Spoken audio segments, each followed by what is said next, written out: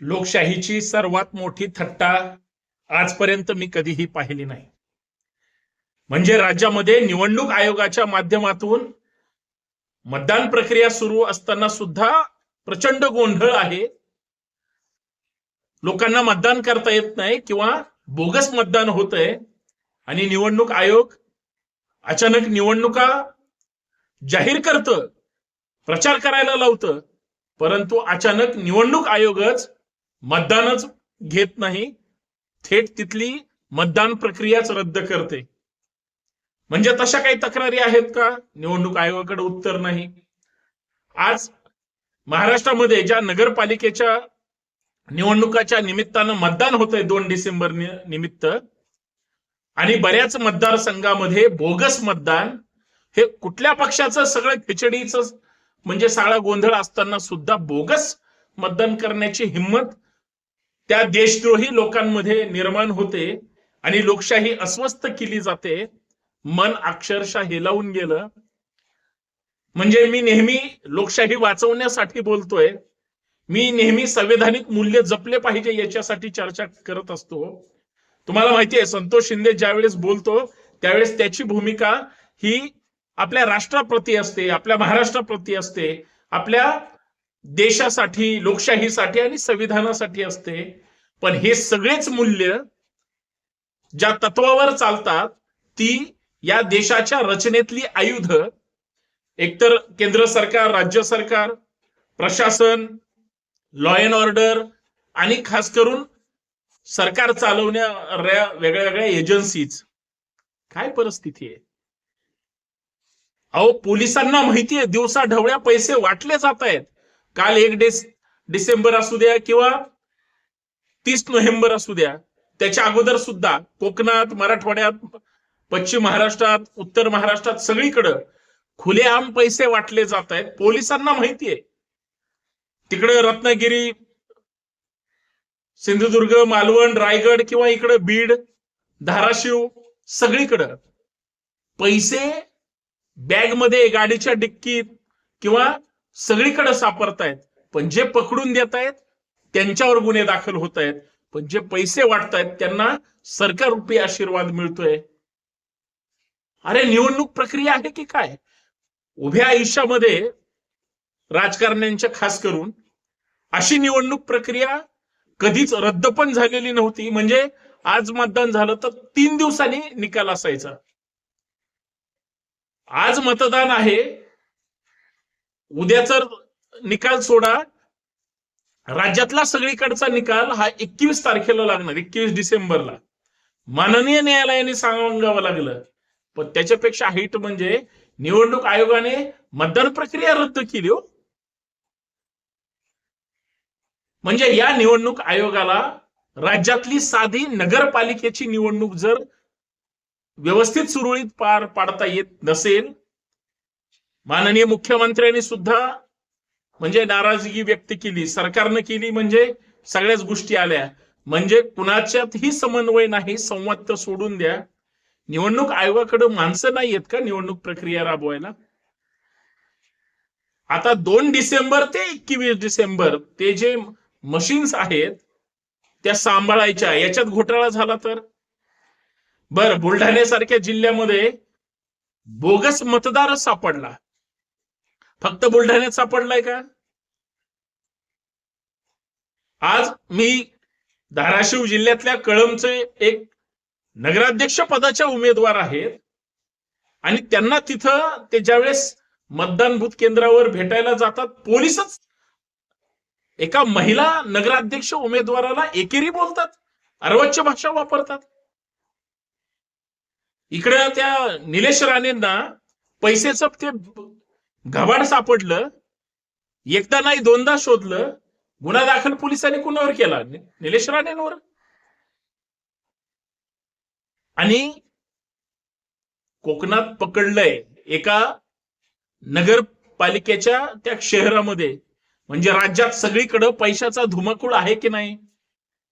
मग निवडणूक आयोग एक स्वतंत्र स्वायत्त संस्था, ज्या पद्धतीचं त्यांची दबदबा, दहशत आणि इमेज आहे, मी तरी सुद्धा रिस्पेक्ट करतो, मी तरी पण रिस्पेक्ट करायचो.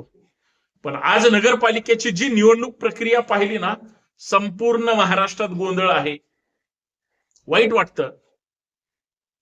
म्हणजे प्रचंड तक्रारी असून सुद्धा पोलीसच चोरांना साथ देत आहेत. पोलीसच चुकीच्या पद्धतीनं, आता त्या बुलढाण्याचा जो बोगस मतदार आहे, म्हणजे तिथल्या आमदाराच्या मुलानं त्या बोगस मतदाराला वाचवण्यासाठी पळून लावलं. पोलीस त्याला पकडू सुद्धा शकला नाही, नुसतं थोडं पळाल्यासारखं केलं.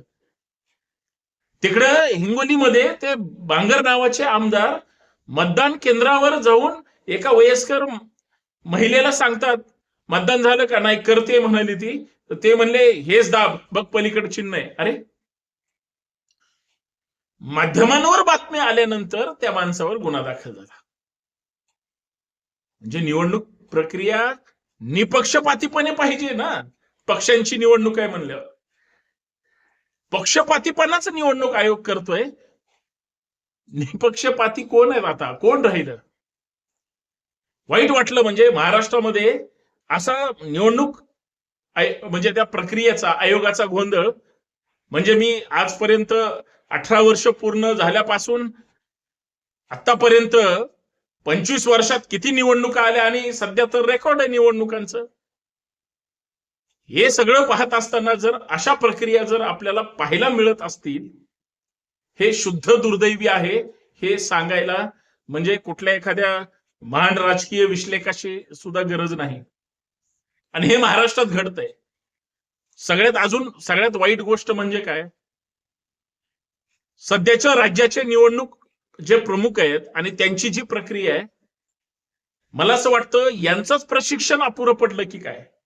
निवडणूक आयोगाचा सावळा गोंधळ ही लोकशाही संपवण्याच्या दिशेने वाटचाल आहे, अशी परिस्थिती आहे. आता 5:15 वाजतायत, 5:30 ला प्रक्रिया बंद होईल. लोक जर आतमध्ये गेले तर मग ते प्रक्रिया चालेल. बोगस मतदाराबद्दल अशा पद्धतीनं प्रभाग रचना झाली.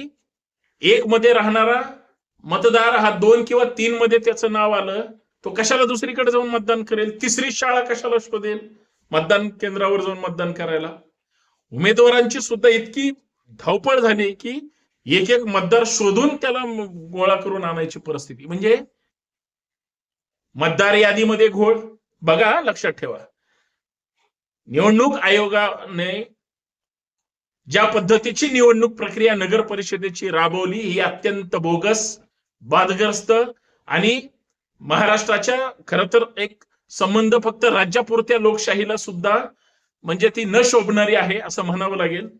मतदार यादीत चुका, मतदान प्रक्रियेत चुका, काही ठिकाणी ईव्हीएम मशीन मध्ये चुका, बोगस मतदारांचा सुळसुळाट, सगळ्यात महत्वाचं पोलिसांचं चुकीचं काम करणारे ते कुठल्याच्या पक्षाचे मी आता बोलणारच नाही, परंतु सत्ताधाऱ्यांच्या आशीर्वादाने निवडणूक आयोग आणि पोलीस प्रशासन हे सगळे जर काम करणार असतील, दुर्दैव आहे ना साहेब.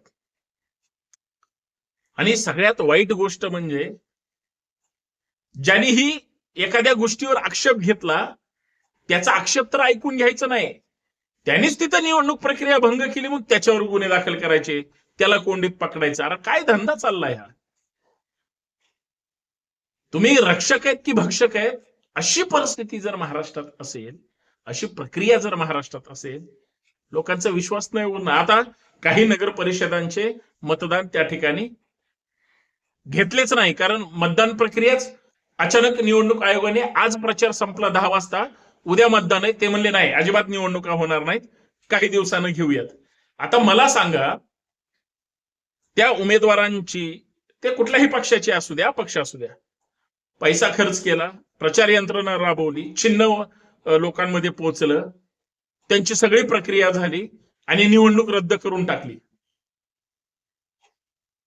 आता त्यांचं फक्त मतदान होणार का अख्खी निवडणूक प्रक्रिया डबल होणार? किती संशयाचा प्रकार आहे. सगळ्यात महत्वाचं, नुसतं मतदान घेऊ शकणार नाहीत, परत एकदा प्रचार लोकांना करावाच लागेल. म्हणजे ज्यांनी लोकांच्या पाया पडलेत उमेदवार, त्यांचं आत्ताच कंबरड मोडलंय, परत निवडणूक प्रक्रियेमध्ये त्यांची म्हणजे मनका सुद्धा राहणार नाही. याला जर निवडणूक आयोग म्हणायचं असेल तर किती दुर्दैव आहे. मग तुम्ही तारखा डिक्लेअर कशाला केल्या? निवडणूक प्रक्रिया तुम्हाला जर सदोष करता येत नव्हती तर मग जाहीर कशाला केली? म्हणजे हा शुद्ध संशय कल्लोळ आहे. आणि याच्यापेक्षा दुसरं वाईट महाराष्ट्रातला प्रकार खरंच कुणी पाहिला नसेल. हे माझं वैयक्तिक मत आहे. तुमचं काय आहे हे नक्की कळवा. आणि माझा हा संताप महाराष्ट्रातल्या लोकांपर्यंत गेला पाहिजे यासाठी हा व्हिडिओ शेअर करा. नवीन असाल तर चॅनल सबस्क्राईब करा. बरं बोलण्यापेक्षा खरं बोललं पाहिजे. जय जाऊ, जय शिवराय, जय भीम, जय महाराष्ट्र.